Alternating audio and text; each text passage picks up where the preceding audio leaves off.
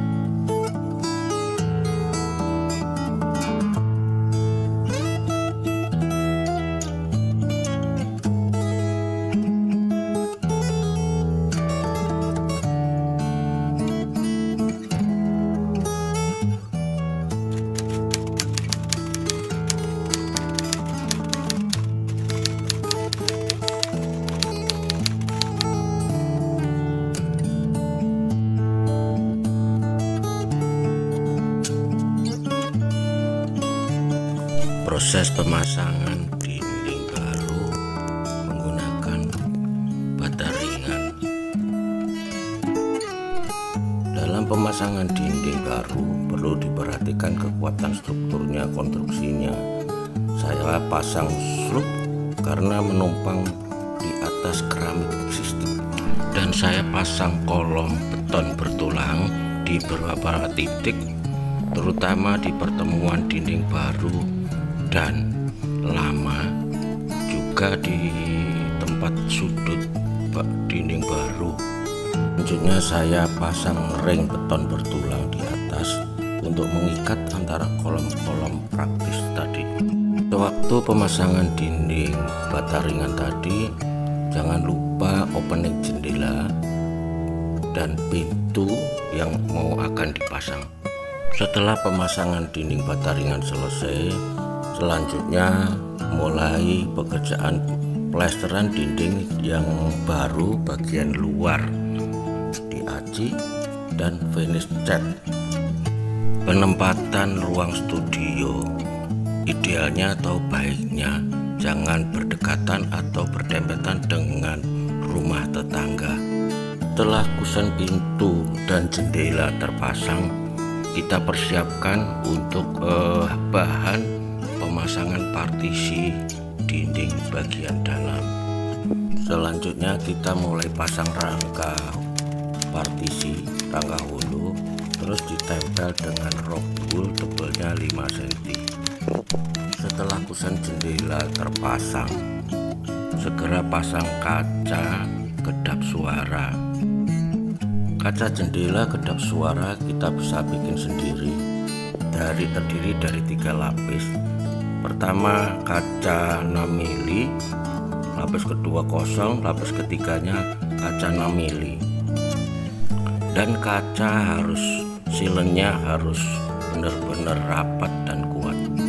Setelah pasangan partisi area dalam selesai semua, baru kita melangkah pemasangan atau melapisi kembali plafon existing, dan di dalamnya dikasih rock wool peredam suara yang tebalnya 5 cm juga. Setelah pekerjaan lapisan plafon baru selesai semua, kita melangkah pelapisan lantai yang untuk finishnya vinil terakhir. Saya ingatkan, sewaktu kita masang partisi ataupun plafon, kita harus sediakan dulu instalasi kabel, titik stop kontak, titik saklar, dan daya untuk AC, dan titik lampu sekalian titik antena untuk TV.